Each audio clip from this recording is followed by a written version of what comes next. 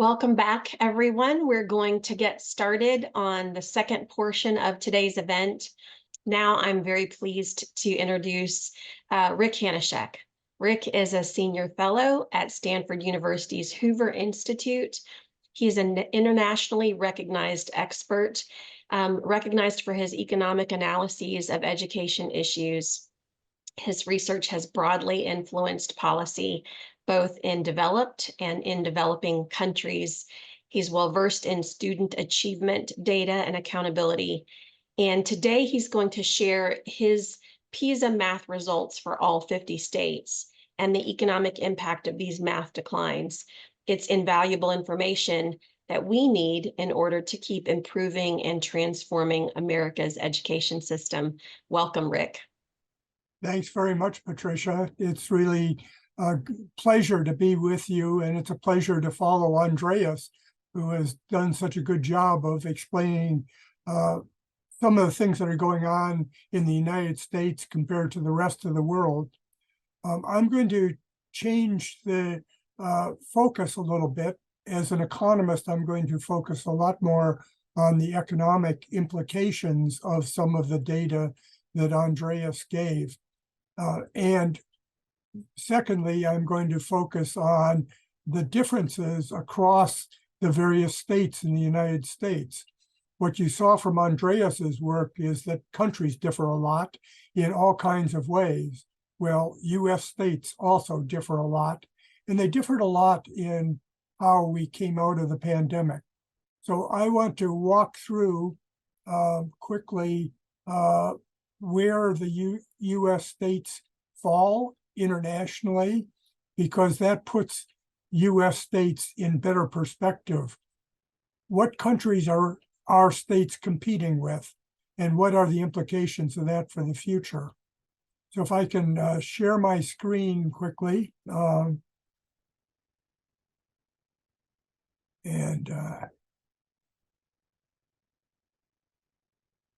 see if we're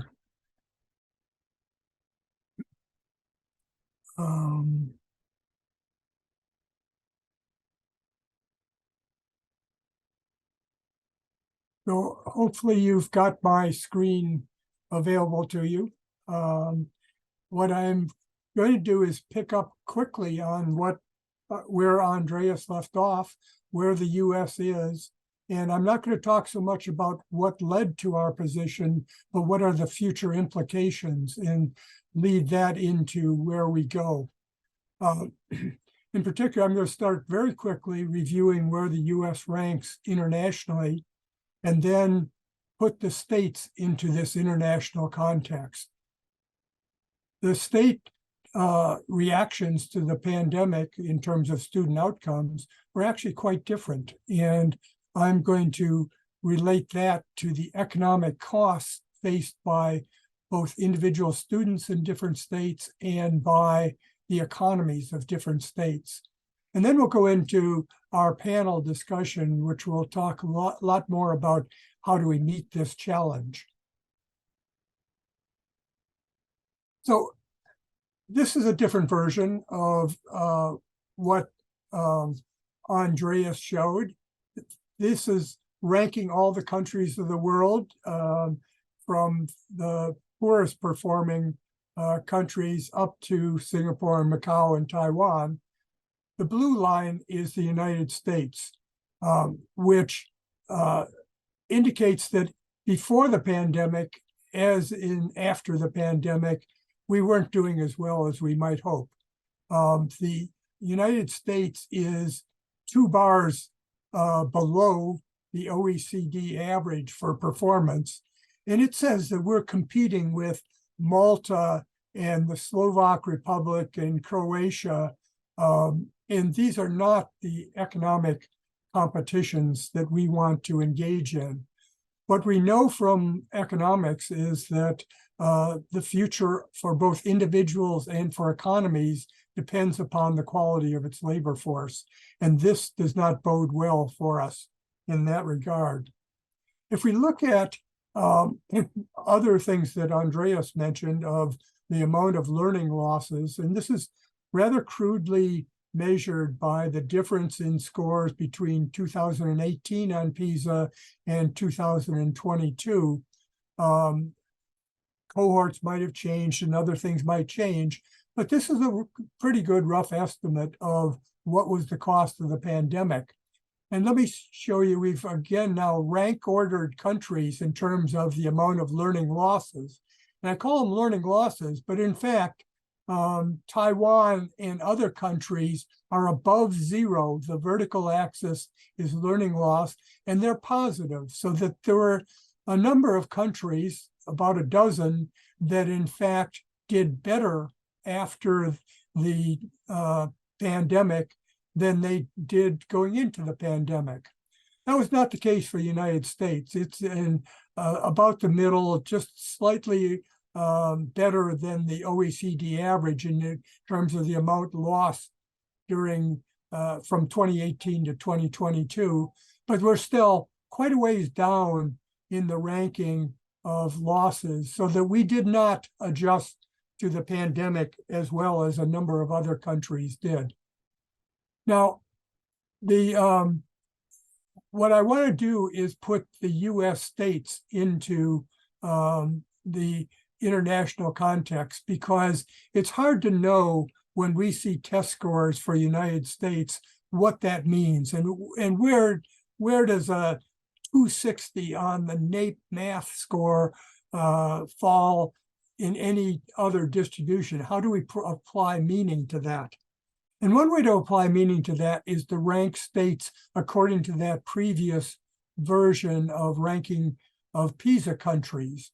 And so what we've done is take the 8th grade NAEP math scores and compare those basically to the PISA scores for 15-year-olds in 2022.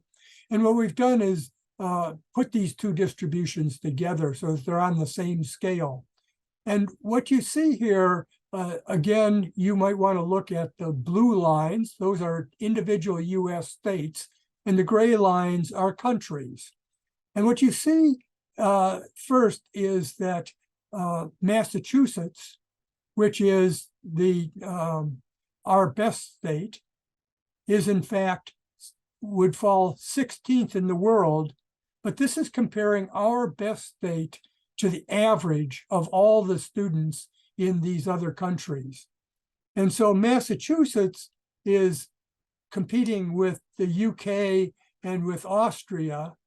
Utah is 21st in the world, competing with Slovakia and Finland, doing slightly better than Finland. The question came up about Finland last time. Utah and Massachusetts do better than Finland, but again, that's for our best states compared to the average of everybody in these other countries. And then you go down the list, which is basically the rank order of listing of our 8th grade NAEP math scores in 2022. And you get to Idaho and South Dakota, Wisconsin, and so forth. What you see is that there's still a long way to go for most of our states to be competitive.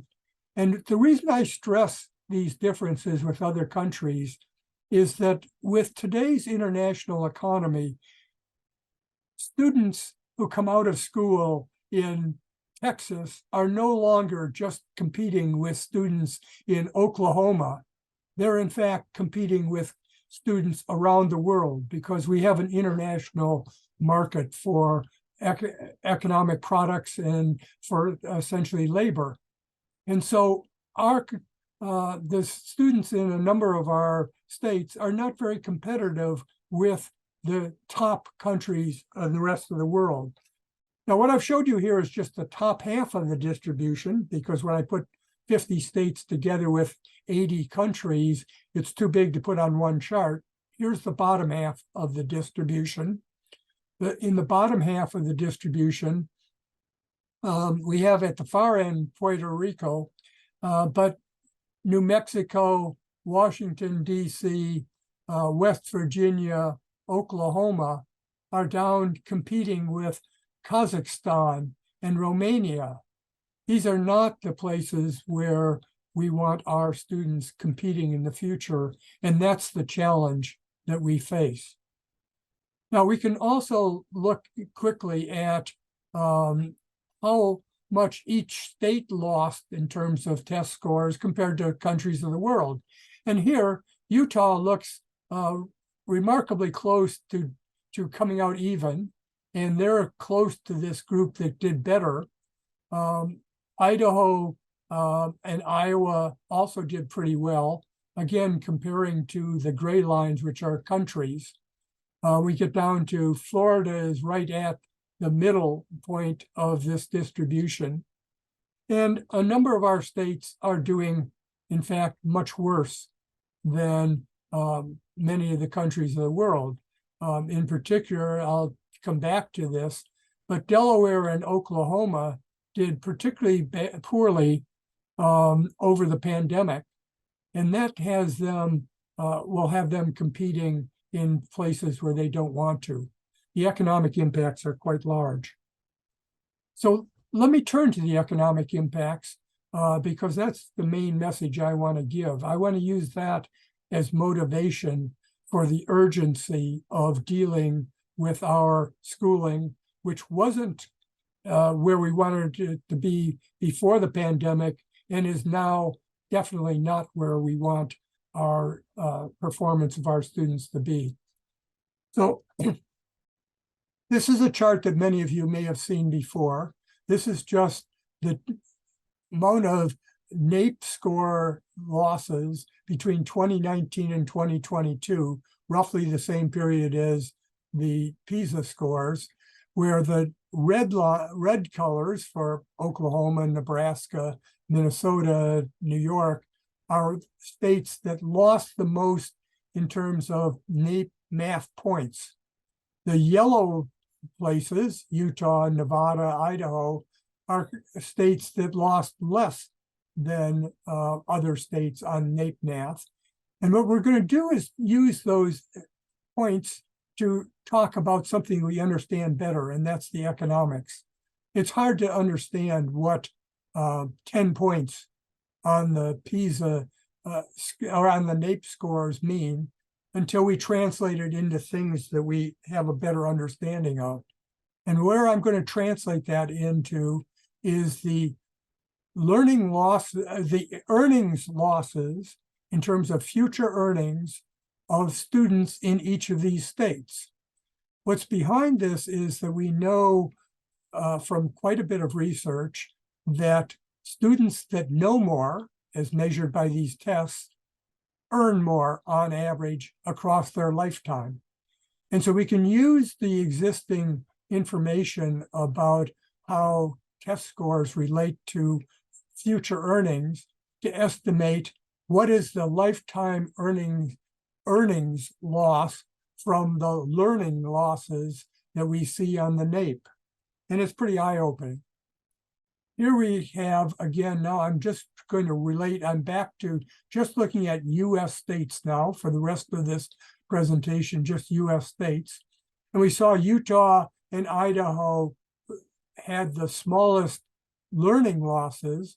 Well, that means that their students in Utah can only expect to lose 2% of their lifetime earnings. Now, 2% is a real number. If we talked about increasing tax rates by 2%, many people would be concerned about that. As we go across the distribution, which relate to the amount of learning loss over the pandemic, we get to Delaware and Oklahoma, where the students lost the most on average. And because of this lower achievement, compared to students not in the pandemic, every student in the pandemic can expect to have 9% lower lifetime earnings. 9%. And there's obviously the whole distribution from 2% down to 9%. But these are serious numbers, and there are numbers that I think we should, in fact, take seriously. I can also translate that into what happens to states. It turns out that the growth of state income, state GDP, is directly related to the quality of its labor force. And here, because Utah lost the least in terms of learning losses, and it will have the lowest effect on the future quality of its labor force, it has less than or slightly over 0.5%, 0.5% loss in future incomes. Now, what I'm doing here is calculating the growth losses into the future, comparing a situation where there was no pandemic to one where we had the pandemic with the learning losses. And much of this growth happens out into the future. But what I'm doing is putting that in terms of current dollars. I'm taking the present value or discounting back to today and paying a lot more attention to today's values of income than out into the future.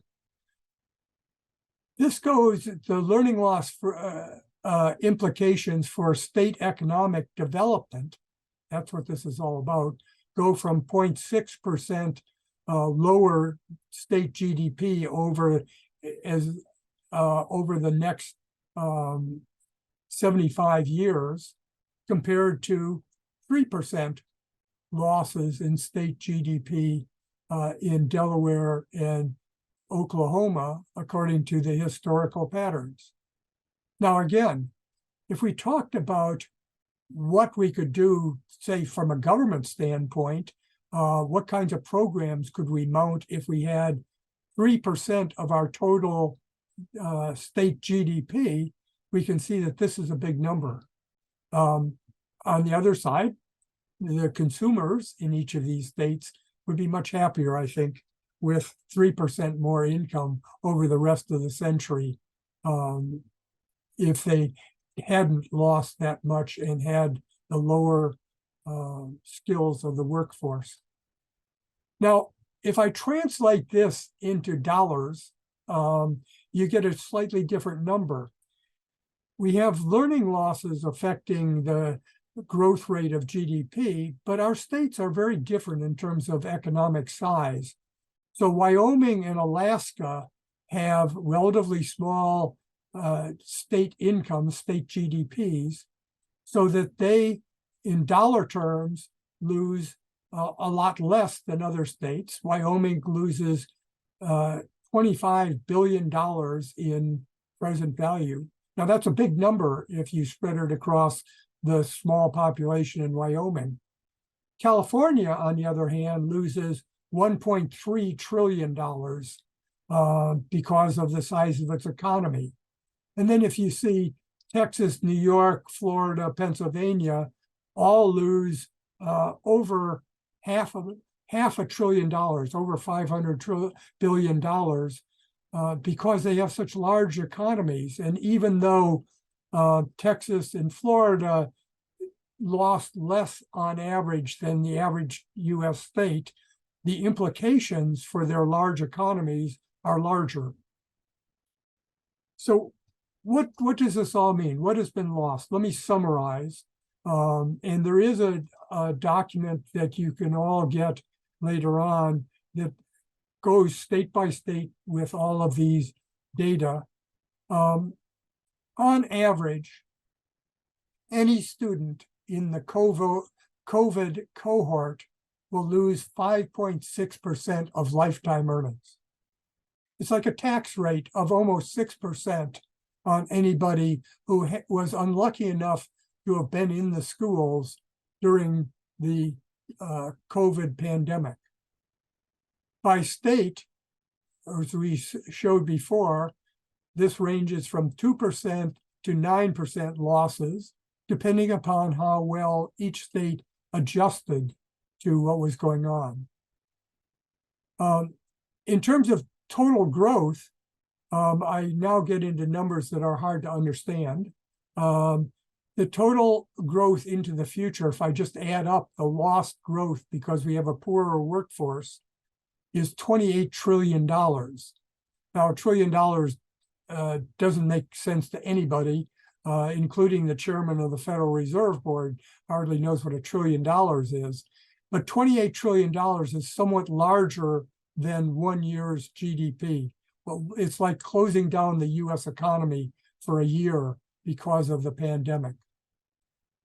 If we look across states, in percentage terms, I said 0.6% in Utah to 3% in Oklahoma and Delaware and everywhere in between, or $25 billion in present value, current dollar terms in Wyoming versus $1.3 trillion in the state of California, my own state. So these are big numbers. They justify, in my opinion, doing more radical things to try to deal with this. And what I should also point out is that these are very specific, isolated impacts, because it's the students who were in school during COVID who are going to be hurt. And this cohort has been hurt, and it will be permanent unless we can do something about it. Now, one thing that's been discussed before and that I'll bring up is that the losses are uneven in every state. These losses are larger for lower achievers or disadvantaged kids. You see in PISA, the variation in scores has increased over this period of the pandemic, which means that the people most in need of more education or better education were hurt most by COVID. And I'll show you some pictures. This comes from the NAEP, National Assessment of Educational Progress, long-term trends in mathematics for 13-year-olds. And what I have is on the horizontal axis is time, years, since 1999 to the last year, 2023, when we tested mathematics in NAEP. And the vertical axis is scores. Now, the bottom line, the blue dashed line, is the scores of people in the 10th percentile over time. And as we go up, it's those in the 25th percentile, and the dashed orange lines.